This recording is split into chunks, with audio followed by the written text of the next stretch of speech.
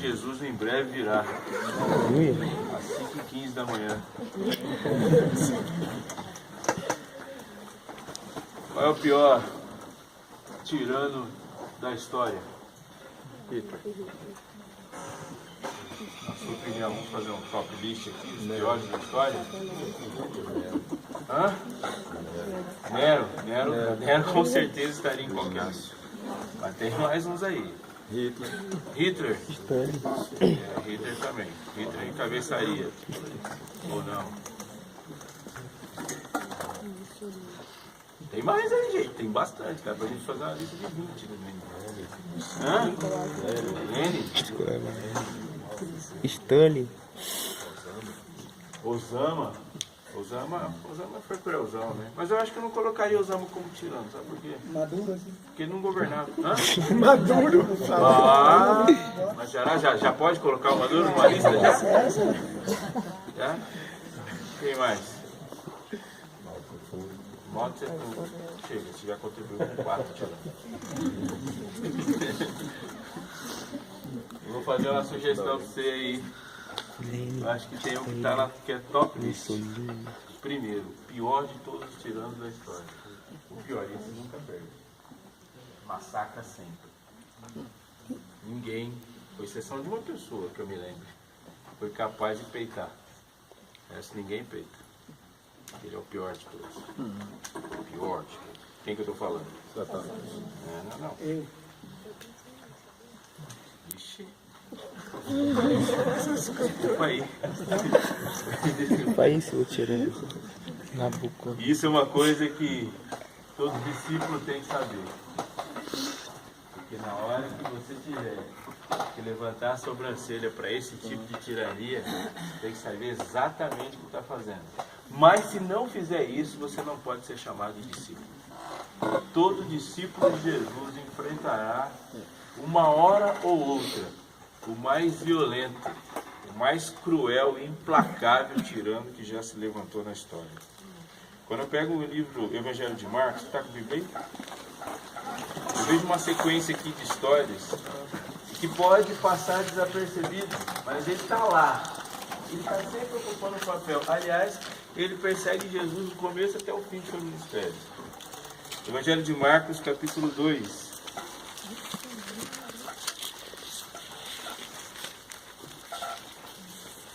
Marcos 2. Você achou, diga? Ok. Dias depois entrou Jesus de novo em Cafarnaum. E logo ocorreu que ele estava em casa. Casa de quem? Na casa de quem ele estava? Na casa da sogra de Pedro. Muitos afluíram para ali, tanto que nem mesmo junto à porta eles achavam lugar, e anunciava-lhes a palavra. E alguns foram ter com ele, conduzindo um paralítico, levado por 4 homens. E não podendo aproximar-se dele por causa da multidão, descobriram o eirado, e no ponto correspondente que ele estava, fazendo uma abertura, baixaram o leito em que jazia o doente. Vendo-lhes a fé, Jesus disse ao paralítico, o que ele falou? Os teus pecados estão perdoados. Filho, os teus pecados estão perdoados. Mas alguns dos escribas estavam sentados ali, arrazoavam em seu coração. Por que ele fala desse modo? Isso é blasfêmia. Deus pode perdoar pecados. Quem pode perdoar pecados, senão um que é Deus? Uma pausa. Por que o homem teve que descer pelo telhado? Pelo eirado? Porque a multidão não deixou o homem entrar. E a multidão estava lá, ela quer ver o circo pegar fogo, ela está esperando o espetáculo, está esperando o extraordinário, ela quer ver a água mexer, ela empurra, ela aperta, ela está lá. E o pecador quer chegar, mas a multidão não deixa. O que a multidão espera? A multidão sempre espera alguma coisa que lhe beneficie de alguma forma. Sempre quer. E a multidão estava perto de Jesus. E a multidão está perto, mas eu preciso dizer uma coisa para você. Nós, seres humanos, temos ilusões prediletas. A gente já elencou algumas. Né? Uma delas, para mim, é a top list, ilusão do ser humano. Todo ser humano tem ilusão e curte muito e acha que está sendo ouvido. Acho que é a maior mentira humana, é achar que está sendo ouvido. gente acha. E agora o cara chega para você e fala assim, eu falo o que eu acho que eu tenho que falar. Eu, isso aí? Eu sempre penso uma coisa quando alguém fala para mim. Eu ouço o que eu acho que eu tenho que ouvir. A gente tem ilusão, né? De achar que está sendo ouvido. Você está falando, a pessoa está olhando para você, mas o fato de você estar sendo ouvido é um negócio completamente diferente. A gente tem algumas ilusões também. A ilusão de achar que você controla o que as pessoas pensam. Eu observo esse jeito que eu acho que eles vão pensar assim, você vai pensar o que você quiser pensar. Jesus está falando para a multidão. É bem diferente da multidão está ouvindo Jesus. Você concorda comigo? Sim ou não? Sim. A multidão está lá, ela vê, mas ela não escuta. Ela não escuta. E muito pelo contrário, aquele que está querendo chegar é impedido pela multidão. Mas alguém, para além da multidão, faz um buraco lá em cima e abaixa o homem. Só que tem uma coisa da multidão aí. A hora que o bicho pega, a multidão se posiciona. Porque Jesus chega e fala, seus pecados estão perdoados. Que? Tá louco? Quem pode perdoar pecado senão um que é Deus? Olha o que diz o versículo 8. Que Jesus, qual é a palavra que tem na sua vida? Percebendo logo. Eu gosto disso aqui, né? Percebendo, conhecendo logo por seu espírito que eles assim arrazoavam, disse-lhes, por que arrazoais sobre essas coisas em vosso coração? Qual é mais fácil dizer ao paralítico, estão perdoados os teus pecados, ou dizer, levanta o seu leito e anda? Pergunto para você, o que é mais fácil?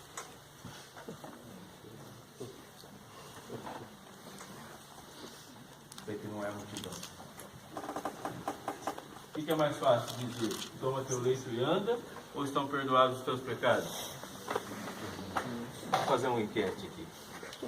Perdoados estão os teus pecados. Essa é a parte mais fácil? Parece que Qual é a parte mais fácil? Toma teu leito e anda. Não é, todas são difíceis, não quero opinar.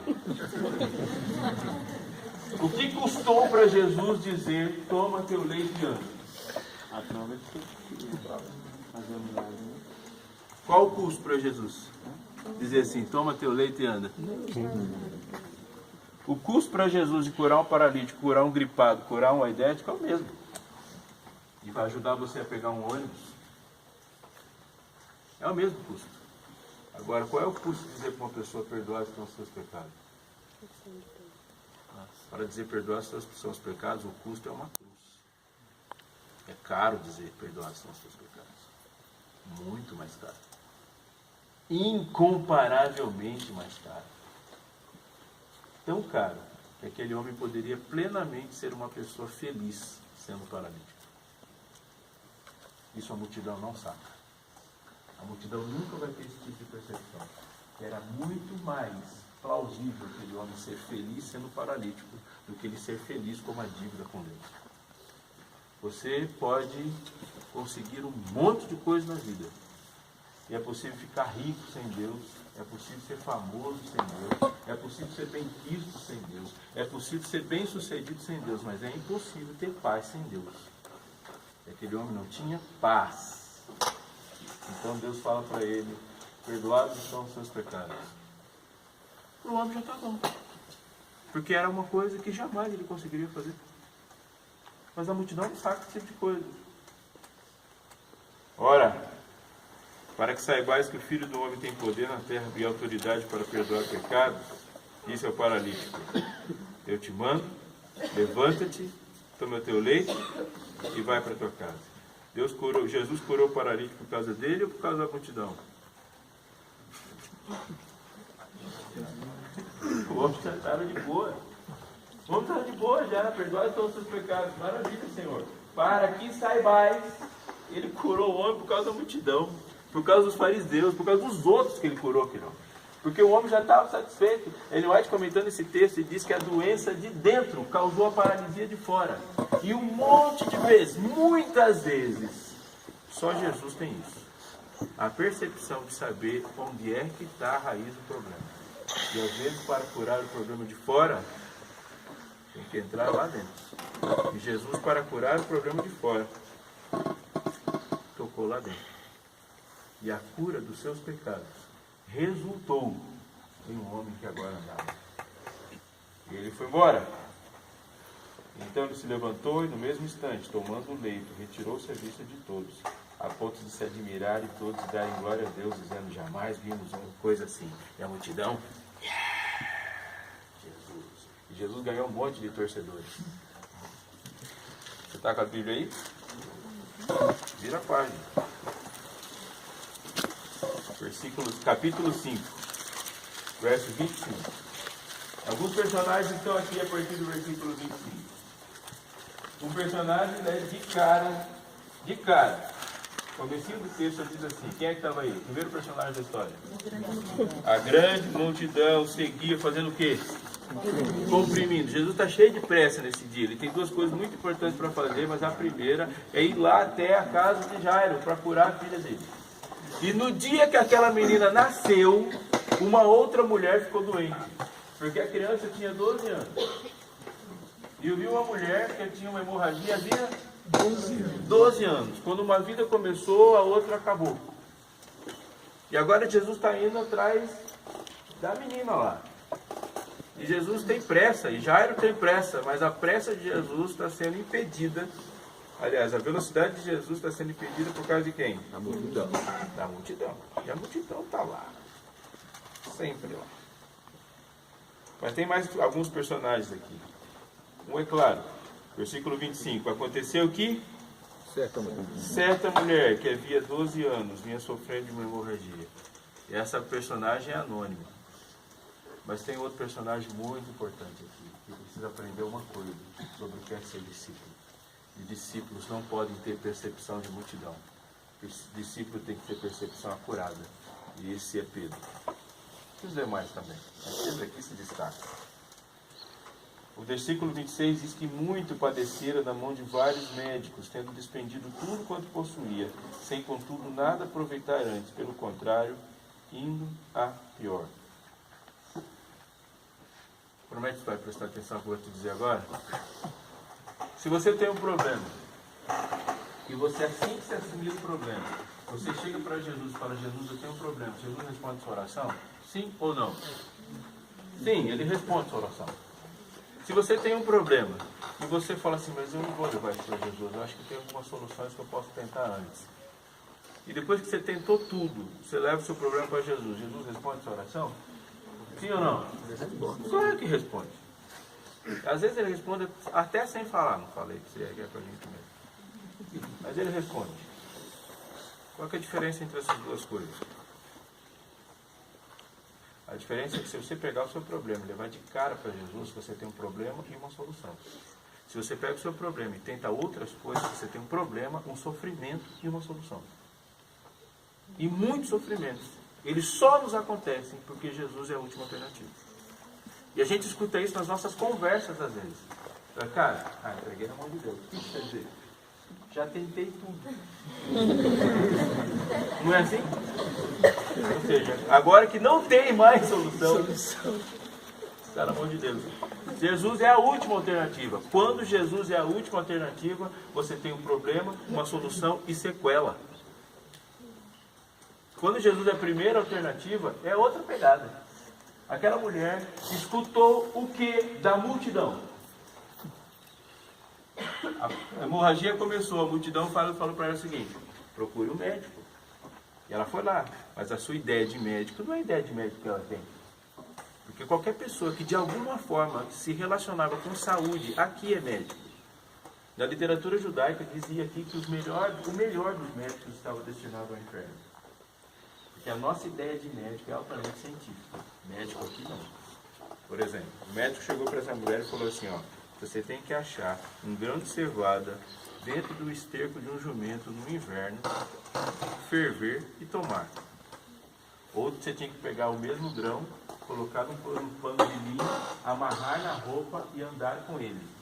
Essa é uma das soluções. Mas haviam centenas de soluções para a hemorragia e uma mais bizarra do que a outra. E o texto diz que ela muito padecera, porque ficou ouvindo solução da fonte errada. Estou falando para você, porque essa é a minha vida aqui. Eu posso fazer um gráfico das soluções que eu já ouvi de fontes erradas e que me causaram sofrimento. Deus fala assim, não é por aí. Mas há sempre muitas soluções. E a multidão vai dar uma solução. Ela ouviu a fama de Jesus.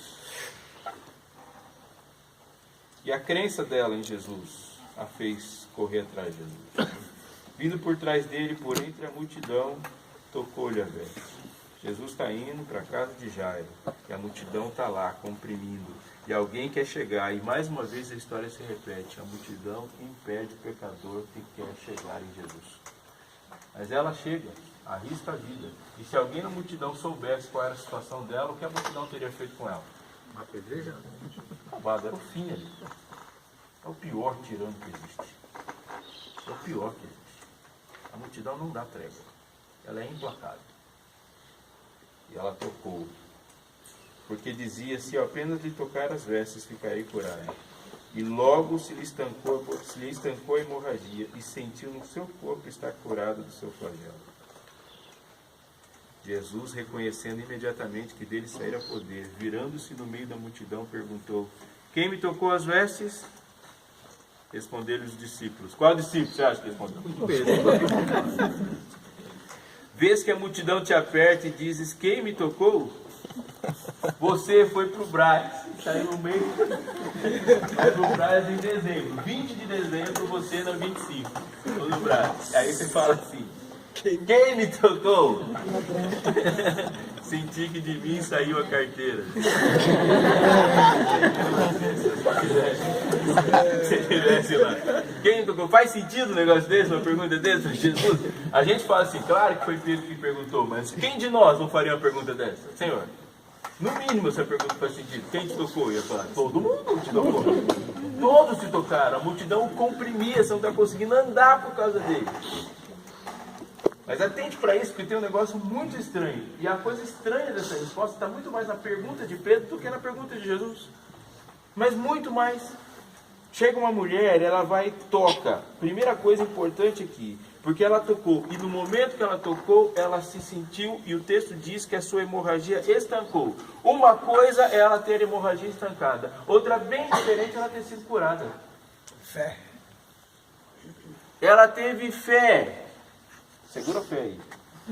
Ela foi curada em que momento? Antes. Antes, durante ou depois? Eu acho que antes. Vamos ver o texto? E eu acho aqui muito tremendo o texto, que ela fala assim, fala, quem me tocou? Responderam os seus discípulos, Senhor. Pergunta é essa. Ela, porém, olhava ao redor para ver quem fizera isso. Ele, porém, olhava ao redor para ver quem fizera isso. Versículo 33. Então a mulher, atemorizada e tremendo, cônscia do que nela se operara, veio, prostrou-se diante dele e declarou-lhe toda a verdade. Um homem é descido pelo telhado. E quando o homem desceu pelo telhado, Jesus olhou para ele e falou, teus pecados estão perdoados. Ele fez assim, ó. Pode me levar. Sem perna mesmo, está de boa. Jesus fala para ele, seus pecados estão perdoados. Não toca nele. E o homem vai embora feliz. Uma mulher enfrenta a multidão, se arrasta pela multidão, toca a veste de Jesus, tem imediatamente a hemorragia estancada. E qual é o efeito nela? Curar. Ela ficou aterrorizada. O texto diz, atemorizada, tremendo. Tocou Jesus, tocou a hemorragia e ficou pior do que quando ela estava. E agora estava morrendo de medo, né? Jesus fala, quem me tocou? Aí já era, ela falou, morri. E é exatamente isso que aconteceu com ela. Quem me tocou? Ela estava com medo, ela estava atemorizada. Se naquele homem o problema de dentro causou o problema de fora, aquela mulher era o contrário. No dia que aquela mulher passou a ter hemorragia, o problema de fora causou um estrago dentro. Ela não podia tocar em ninguém. 12 anos, com todas as suas relações sociais doentes. Ela não podia encostar em ninguém, ela não podia abraçar ninguém, ela não podia ser abraçada por ninguém, ela não podia participar de nenhuma reunião. E dentre as coisas que você mais gosta de fazer no seu dia a dia, no final de semana, ela não podia fazer nada. Ela não podia tocar nos seus filhos. A marginalização daquela mulher causou um dano tão grande na vida dela, que ela estava se sentindo um nada, além de ter padecido. Portanto, Jesus precisava curar uma coisa nela, além da hemorragia. Então ele olha para ela e diz, filha, Não há paralelos para isso em nenhum dos evangelhos. Filha, a tua fé te salvou. Vai-te em paz.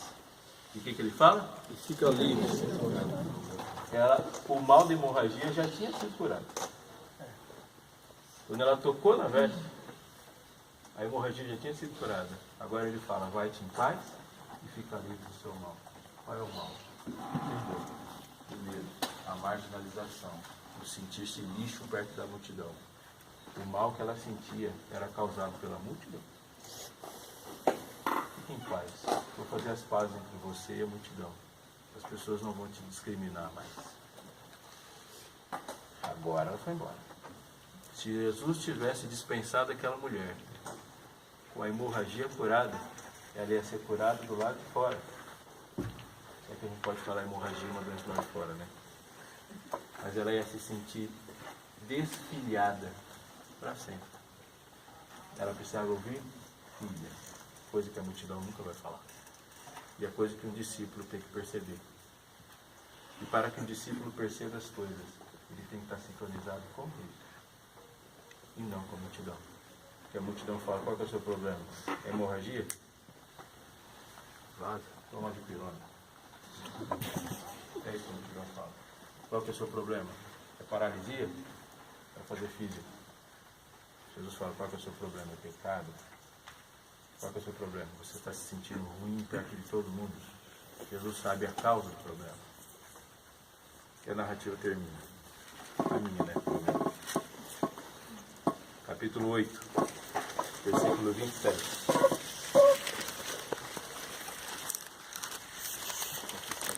Então Jesus e seus discípulos partiram para as aldeias de Cesareia de Filipe. No caminho perguntou-lhe, quem dizem os homens que eu sou? E responderam, João Batista, outros, Elias, mas outros, alguns dos profetas. Qual das respostas está certa? Tá, você tem que saber isso aí. Qual das respostas está certa? Nenhuma. Nenhuma está certa. Quem dizem os homens que eu sou? João Batista? Elias? Alguns dos profetas? Por que as respostas estão todas erradas? Porque são perspectivas da multidão. E a multidão vê Jesus do jeito que ela quer ver. A multidão vê Cristo do jeito que ela quer ver. Do jeito que ela quer ver. Nós somos assim. Nós somos assim. E a pergunta é, quem é Jesus para você? Porque quando fala isso, ele termina. Então lhes perguntou, mas vós, quem dizeis que eu sou? Porque a pergunta a ser respondida por nós não é o que as pessoas acham a respeito de Jesus. É o que você não apenas acha a respeito de Jesus, mas o que você anda por aí dizendo a respeito de Jesus que você crê. Uma vez me disseram uma frase, eu gosto dela, e ela diz assim, não me diga o que você pensa a respeito de Jesus. Me diga só o que você pensa, que eu já vou saber o que você pensa a respeito de Jesus. Isso é real. Não me diga o que você pensa a respeito de Jesus. Fala o que você anda pensando. Eu já vou saber o que você pensa a respeito de Jesus. E você? O que você diz? Porque para a multidão, o que já é Jesus para a multidão da nossa época? Jesus é um cara legal. Jesus é brother. Vou falar para você o que eu penso sobre isso. Jesus, na sua infinita misericórdia, colocou um monte de mano na sua vida, um monte de brother, um monte de parça, para que você não achasse que ele é um. Ele te dá amigos, ele te dá irmãos, ele te dá parceiros, ele te dá colegas, mas ele não é seu colega. Jesus não é seu colega. Ele te deu colegas. Muitas pessoas estão achando que Jesus é filósofo e ele não passa de uma ideia. Mas ele colocou um monte de gente com muitas ideias e coloca muitas ideias na sua mente. Mas ele não é isso. Jesus não é filósofo. Quando nós falamos de aceitar Jesus, nós não estamos falando de aceitar as benesses que Jesus provê. Nós estamos falando de aceitá-lo como ele é. Porque é de seu jogo. Ele aceita você como você é, sim ou não? Sim. Para que você o aceite como ele é. E você aceitá-lo como ele é, significa que ele vai falar uma porção de coisas que serão tremendamente desagradáveis. E esse relacionamento nunca será fácil. Por algumas razões. Jesus é perfeito? Sim ou não? Sim. Significa que se você se relaciona com ele e algumas coisas no relacionamento ficam sem compreensão ou aparentemente equivocadas, de quem foi o erro? Sempre seu. Porque ele é perfeito. Qualquer coisa errada desse relacionamento é de sua parte. Jesus é onipotente? Sim ou não? Sim. Isso é fácil? É fácil crer num Deus onipotente? É fácil explicar, né? Se é que a gente explica o que é ser onipotente. Ele pode tudo. Você ajoelha e ora e fala: Senhor, salva minha mãe. A sua mãe morre. E você nunca vai poder dizer que ele não conseguiu, porque ele é onipotente. Senhor, eu preciso de uma bolsa. Você não ganhou a bolsa. Ele não ganhou porque ele não conseguiu. Ele não quis te dar a bolsa, porque ele é onipotente. E você tem que aceitá-lo assim. Ele nunca erra, inclusive quando você sofre. A multidão não curte essas coisas. A multidão olha para Jesus e fala: que é isso? A multidão ora sempre de maneira egoísta. Você foi lá, você tem um parente em casa no domingo e o parente fala assim: eu estou indo pegar o ônibus, vou para São Paulo. Qual ônibus você vai pegar? Das 6 horas. Você corre, está atrasado, deixa o parente lá. Fala: corre, você vai pegar o ônibus. 5 para 6. Os seus parentes descem para o seu carro, juntam as malas e vão. Quando você chega em casa, você vê um noticiário urgente. Um ônibus saiu, capotou, queimou, pegou fogo, explodiu. Morreu todo mundo. Você fala: meus parentes, Senhor, em nome de Jesus, faz alguma coisa. Corre lá para a rodoviária e enquanto seus parentes lá, eles perderam o ônibus. Você fala: louvado seja Deus. Morreu 40 pessoas. Mas meus parentes estão lá. Isso tudo, esse egoísmo nosso, inclusive quando oramos, quando juntamos em multidão, faz da gente o pior tirano que existe. Porque a multidão grita: crucifica. Vou te dizer um negócio incômodo para terminar. Não foi a direita e nem foi a esquerda política, isso é anacrônico, mas não foi nem a direita nem a esquerda política da época de Jesus que colocou ele na cruz. Quem gritou crucifica foi uma multidão ensandecida que estava decepcionada pelas aspirações que elas tinham projetado em Jesus. Uma multidão frustrada em suas próprias concepções a respeito de Deus, que falou: se não vai me alimentar, então vai embora, crucifica. Não vai estabelecer um reino? Não? Você está falando de outra coisa? É reino dos céus? Então mata-o. Foi uma multidão que gritava. Demônios se juntavam à voz da multidão, eles gritavam: crucifica. A pergunta de Deus para todo mundo hoje é: quem é você no meio da multidão? Porque Deus não tem um plano de salvação para a multidão. Ele tem um plano de salvação para você, no meio da multidão. Ele olha e da multidão inteira ali, ele fala com você. Eu disse que havia uma pergunta esquisita, né? A pergunta de Jesus foi esquisita: quem foi que me tocou? E a pergunta de Pedro foi mais ainda, sabe por quê? Porque se Jesus tivesse perguntado assim: quem foi que me tocou? Qual era a resposta clara? Qual deveria ser a melhor resposta? A multidão inteira levantar e falou: eu? Agora Jesus está lá, a fonte infinita de poder, ele pergunta: quem foi que me tocou? E dentro de centenas, milhares de pessoas, uma pessoa só fala: Senhor, foi eu que toquei. Isso é bizarro. Isso é esquisito. Um monte de gente perto de Jesus, muitos doentes. Muitos estavam mergulhados em seus pecados. Muitos estavam mal. Muitos estavam sem paz. E Jesus fala: quem me tocou? Um levanta. Foi eu que te toquei. Isso é muito pior do que a pergunta. Quantas vezes você já ficou no mesmo ambiente que Jesus? Como esse aqui. Jesus vai lá, abre a porta da casa dele e fala: vem, filho. Você vem aqui de sábado, tem um ambiente com 2.800 pessoas. Se Jesus chega aqui no sábado de manhã e fala: quem me tocou? Quem levanta a mão? Porque não é só Jesus sentir que dele saiu o poder. É você sentir que aquele poder penetrou na sua vida.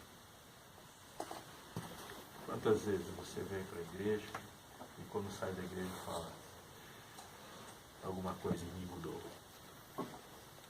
Porque uma boa mensagem não é a que gera aplausos, porque a multidão aplaude. Uma boa mensagem gera decisões. E todas as vezes que você tiver encontro com Jesus, Ele vai fazer você decidir. Ou por Ele, ou você vai espernear como um bicho que sai de perto dele. Mas quando Ele pergunta quem me tocou, você, discípulo, tem que ser o primeiro a levantar. Então quando alguém fala, fundi musical, todo dia tem fundi musical. Quando alguém fala, quem me tocou? É o discípulo primeiro a levantar. O que Pedro deveria ter respondido? Quem me tocou? Eu. Estou te tocando desde a hora que você saiu de lá. Eu. A minha oração, que eu quero compartilhar com você, por você nessa manhã, é que a gente esteja além da multidão. Que Deus nos dê percepção que a multidão não perceba. Olhos que a multidão não tem. Ouvidos que a multidão não tem. Coisas que o olho não vê, que o ouvido não ouve e que o homem comum não imagina. Mas Deus nos revelou pelo seu Espírito. Que a gente tenha esse tipo de pessoa, para além da multidão. Às vezes contra a multidão. Mas que quando Jesus passa perto, a despeito da multidão, você seja o primeiro a tocar. Vamos orar? Você pode ficar em pé?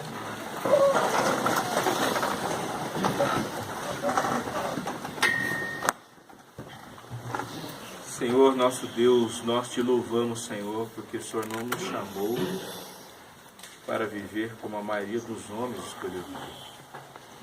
O Senhor nos separou para ti.